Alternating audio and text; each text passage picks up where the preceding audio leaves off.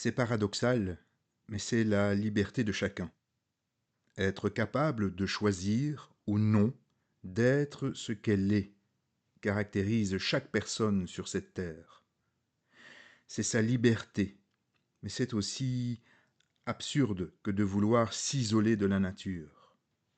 L'homme est un élément de la nature et le seul moyen à sa disposition pour se retirer d'elle, c'est de la détruire et donc de se détruire. De même, chaque individu est un poète en puissance. Le nier revient à rejeter les fondements mêmes de la vie humaine. L'immaturité est une caractéristique répétitive de notre race. Et l'acte poétique, qu'est l'extase, permet l'épanouissement et dénonce l'inutilité de tous les chantages enfantins. La vie moderne est une imposture, et des centaines de milliers de pantins de bois la subissent sans jamais se poser la moindre question. Entourés de prothèses physiques, mentales et spirituelles, les cadavres ambulants se disant hommes se contentent d'un masque de cire. Mais l'extase est une charge héroïque contre l'illusion. Elle est le fruit d'un bouillonnement, d'une accélération des particules figées du petit moi. C'est un enthousiasme, Dieu en dedans. Une prise de conscience s'impose. Un nouveau dynamisme intramoléculaire apparaît et l'émotion propulse l'âme vers les profondeurs universelles.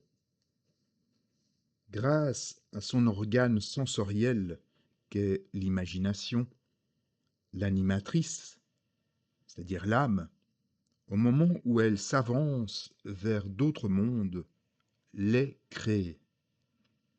Le vent spirituel pousse notre vision le long des mythes les plus sublimes. C'est une expérience indicible que le profane ne peut toucher du doigt que par la poésie. Celle-ci est une photographie vivante des réalités ultimes rencontrées par l'âme. La poésie vibre au rythme des couleurs ramenées dans cette fiole magique étiquetée poème et demande la qualité rare d'être capable de traverser les rêves de l'anima mundi. Il nous infuse et nous transmute. Une autre manière de rencontrer les choses. Mais toutes ces spéculations oniriques ne servent à rien, se diront les incultes.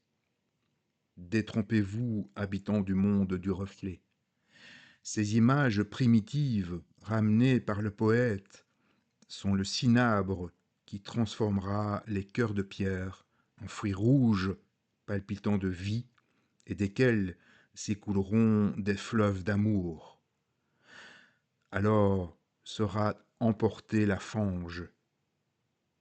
Ne restera que l'âme et sa parole, la poésie.